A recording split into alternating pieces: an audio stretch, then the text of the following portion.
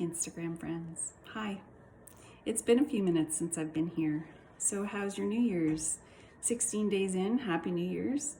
I wanted to come on and start a dialogue, a conversation about future hopes and goals and dreams. And given that it's a new year and we're all sort of programmed to start thinking about goals and dreams and hopes and resolutions and all the things, because the new year is a great marker, a great milestone to sort of initiate change. But what does that look like for you down the road? Like, what do you see in your future? What do you see as your hopes and dreams for what you achieve, for what you want out of life towards the end, so to speak? And how has that changed for you? And have you let things prevent you from changing those dreams? Have you let things get in the way? Are there things in the way that are stopping you from dreaming big, from modifying, reassessing what you have always thought in your head that you would have as your future? I speak from a place of divorce and relationship breakdown, where when you enter into a marriage and you believe that that will be somebody you're with until the end, you set dreams and goals and hopes for yourself and for you and your spouse. Sometimes those are in your head that you don't share. Sometimes you share them and you create them together, and you have these pictures of what your future will look like. And then you hit the plot twist of separation or divorce or whatever the case might be, that brings you to a place where you're a single parent. And you have a hard time letting go of those hopes and dreams, and it causes a lot of emotion inside. And it takes a grieving process, allowing yourself to grieve those thoughts of where you thought you would be, that future that you thought you would have, that now is not attainable, at least in the same manner.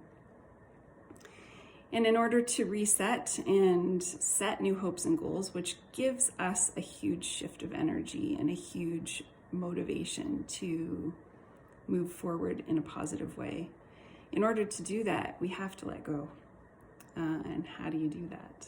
That's not always easy, and that's very personal to each of us, how we do that.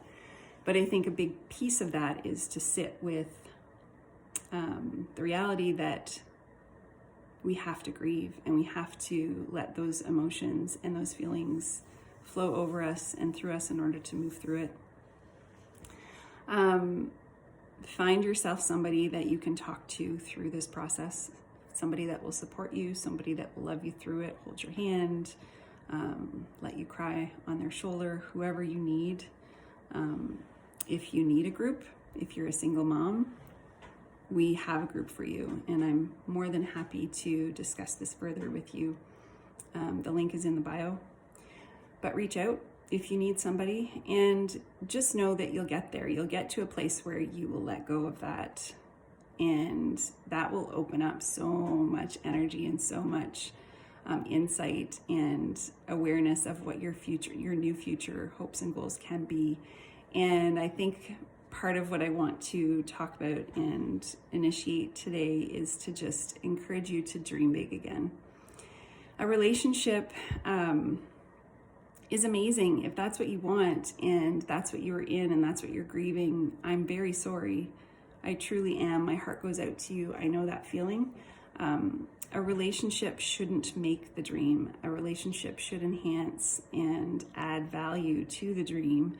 But you can still have the dream, have the hopes, have a beautifully painted picture of your future without having the relationship. Maybe you're in a new relationship. Maybe you have that as part of your future hopes and dreams, and that's amazing. You should, if that's something that you want in your future. Dream big, but dream by yourself and create that future picture as something that you can attain on your own.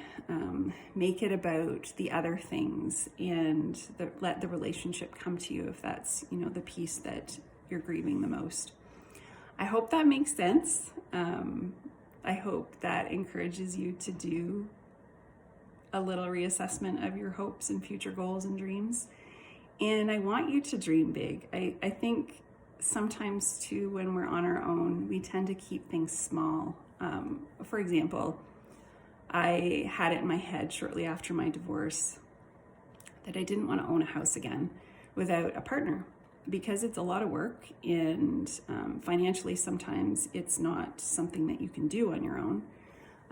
But I think I shifted that perspective because I thought, you know what? No, I don't need to wait for a new relationship to come along in order to do the thing that I want for my future, which is to have a house that I own, that I have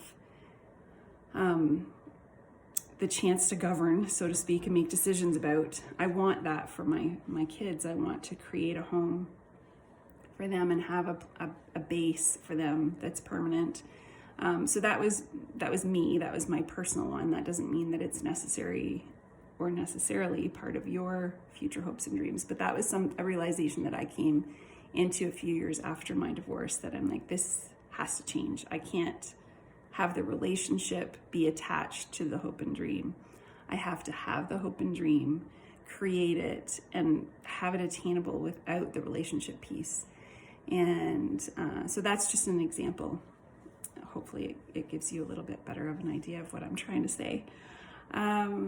So that's all. I just want to sort of open that up for conversation, and hope that that's given you something to think about today and something else to add to your New Year reassessment. And have a great day. Have a great afternoon, the rest of your weekend, a great week, and reach out if you have any questions. I would love to hear from you in the comments below or private DM. Thanks.